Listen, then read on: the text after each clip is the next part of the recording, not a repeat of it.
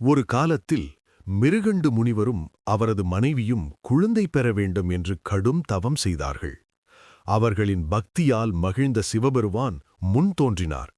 நீண்ட ஆயுள் கொண்ட சாதாரண மகனா அல்லது குறைந்த ஆயுள் கொண்ட ஞானி மகனா என்று கேட்டார்.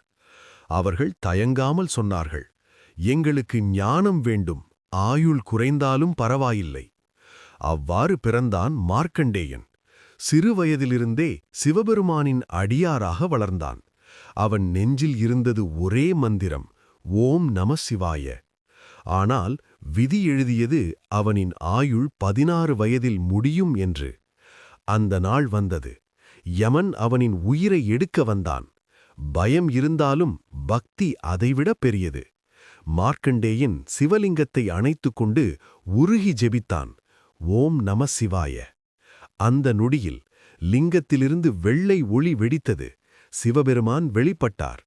என் பக்தனைத் தொட யாருக்கும் உரிமையில்லை. யமனை தடுத்து நின்ற சிவபெருமான் மார்க்கண்டேயனுக்கு சிரஞ்சீவி வாழ்வாருளினார். உண்மையான பக்தி இருந்தால் மரணத்தையும் வெல்லலாம். ஓம் நம சிவாய.